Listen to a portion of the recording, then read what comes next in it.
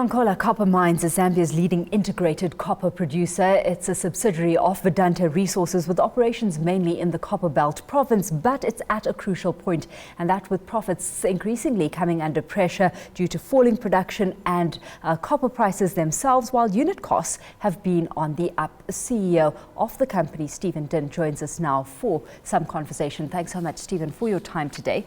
So according to PwC, the mining sector will continue to be under threat globally owing to various challenges surrounding the industry, and I've alluded to just some of them right at the top.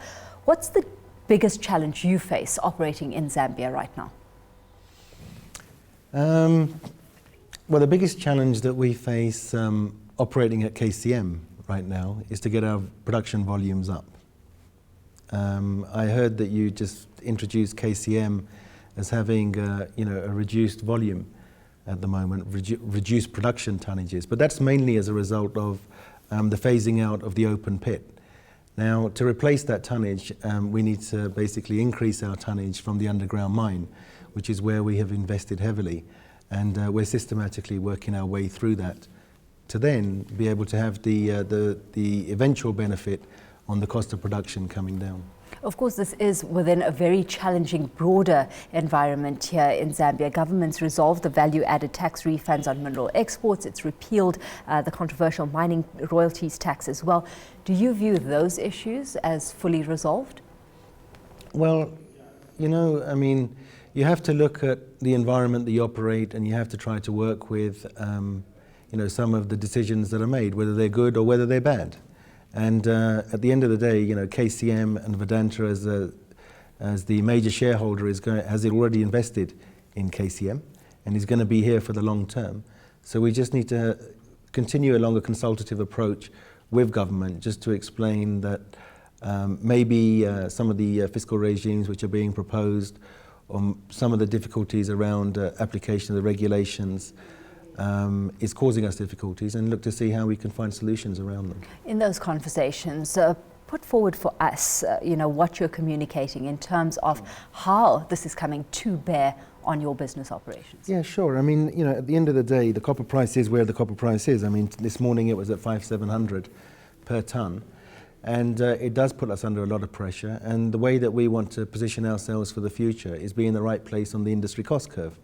But to be able to get there, we're going to have to increase our tonnages and potentially, almost double our tonnages out of the Konkola mine. And that's understandable. But at the same time, we seek the right results, if you like, from the government and the government departments in relation to refunding the VAT, which has been held back since August 2013, and also to start refunding the VAT following the amendment to the Rule 18 under the VAT Act, which was done on the 23rd of February. Yeah, until you receive clarity, certainty. Yes. What's your investment approach? You've already spoken about the kind of investments you've already ploughed into the Zambian economy, but moving forward, has it triggered a shift in approach in your strategy at all? No, not really, because we're one of the companies who's already invested. So Vedanta has been here for the last 10 years. We've invested $3.1 billion, okay? And what we're doing right now is we're operationalizing. So, the thing that does affect us going forward is if there's a change to tax regimes as to whether there's a structure change as well, which will impact our capital allowances and being able to use those in the future. But otherwise, we're just operationalizing, and we're waiting for potentially some VAT to come in so that we can then kick off some of the projects which are on the back burner at the moment. Of course, what has caught some headlines and what you've come under fire for is importing copper concentrates from Chilean mines. So take us through why you've employed that move. Yeah, sure. It's a very conscious decision that we've made. Basically, at the moment, we have a smelter at the Nchanga operations, which has a design capacity of 310,000 tonnes of copper equivalent per annum. And with our current ramp-up states on the underground mine, in particular at Konkola, which is steadily increasing, and the availability of concentrates in the Zambia market, and also in the DRC where we've been looking, we're still only able to operate that smelter at around 50% utilization. So we've looked locally to see what's available, and now we basically cast our net further afield. Only because local resources or supply is unable, insufficient. absolutely, is unable to fill the spare capacity that we've had. So the conversation which is coming in relation to the Chilean concentrates is it does contain a certain level of impurity. But we're very comfortable that we can handle that level of impurity. We brought in a trial shipment, and I've given my personal reassurances, not only to our employees, but also to the Mine Safety Department and to the Zambia Environmental Management Agency, as well as the ministers themselves, okay, that we will not do anything which affects either our employees or the environment. So we're making sure that we go through all of the technical studies and the research that's required before we actually use that Chilean concentrate in very small blends in our overall smelter feed. Okay, so we're coming down the cost curve then, Yes. is an imperative. Yes. Talk us to how you're managing costs, because power cost is a big part of that equation. So how are you managing that factor specifically? Yes, so there's two parts to it really.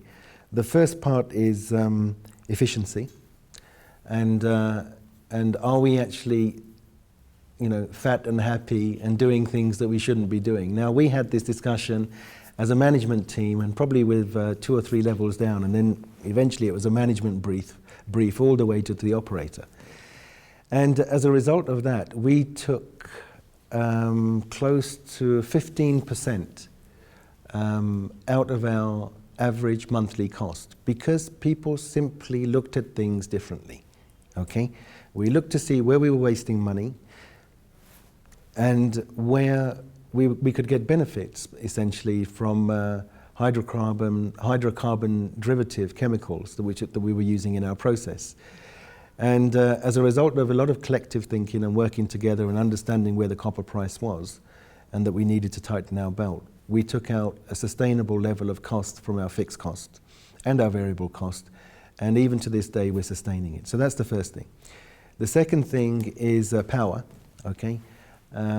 Power, unfortunately for us, over the last few years has practically tripled in value, and that's in terms of the tariff.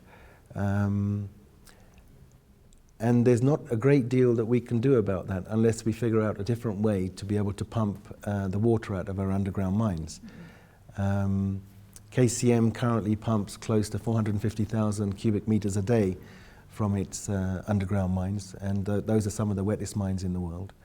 So we're in the process right now of having some pretty good discussions with government departments and also with the local power producers to see whether the rate that the largest user in the country is currently paying is an equitable rate. Okay, moving forward, what's your outlook for the remainder of this year? We're halfway through it as well. What sense are you getting when it comes to the operating environment locally and the way you're fitting into the global picture as well?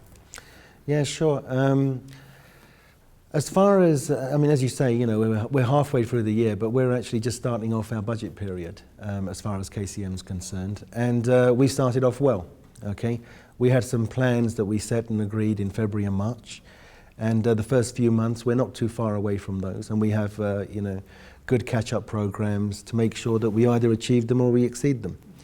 In terms of the discussions with the government, look, there's been some very good comments made and really driven through the leadership of His Excellency President Lungu, that we really need to look at things which affect the mining industry in a more consultative manner.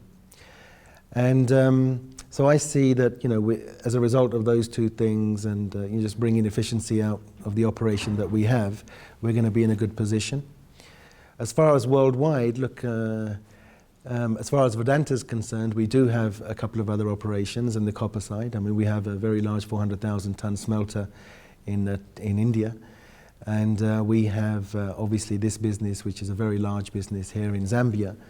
And there's a lot of other copper deposits, either in Africa or in other parts of the world. And we look to see how we increase our copper footprint for Vedanta.